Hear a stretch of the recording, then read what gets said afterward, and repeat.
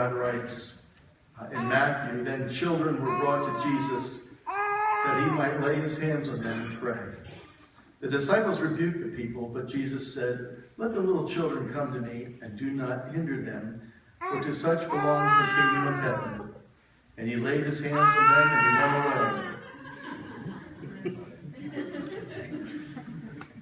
What do you mean? He takes after his grandfather. Who said that? Behold, children are a gift of the Lord. The fruit of the womb is a reward. Like arrows in the hands of a warrior, so are the children of one's youth. How blessed is the man whose quiver is full of them, for they shall not be ashamed when they speak with their enemies in the gate. What we have heard and known, what our fathers have told us, we will not hide them from their children. We will tell the next generation the praiseworthy deeds of the Lord, his power and wonders he has done.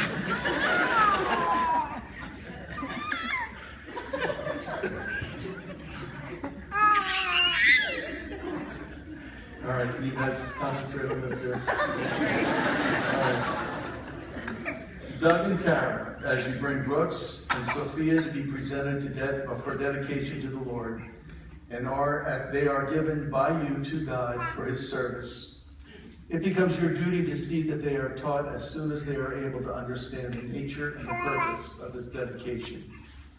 I also challenge you to instruct them in the Word of God, to encourage them to memorize portions of it, and to teach Brooks and Sophia to reverence and respect the house of God and its worship.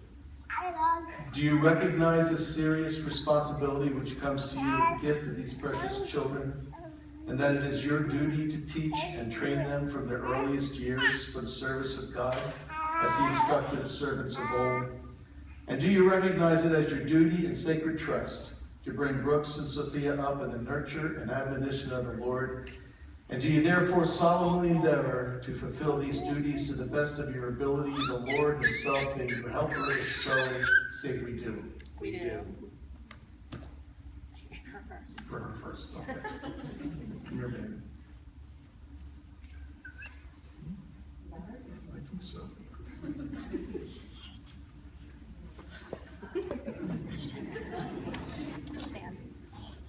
Let's see how well we do here. Father, I thank you for these two bundles of joy that I hold in my arms. Lord, I thank you that you've made us part of my earthly family as well as my spiritual family. And I would pray your richest blessing and your all the strength that Doug and Tara are going to need to rear their children in this society and in this generation. Guide Brooks and Sophia to the place where they come to trust you at an early age and be able to grow in you and use their gifts for the glory of the kingdom of God. In Jesus' name, amen. Help her get it right. I got it. Okay. They will be watching you. Yes, they are cute, aren't they? But really, you need to be a good example for my kids here. An example of godly living. Don't ever give them something to fall away from. Just love on them and be a good example for them. I made it.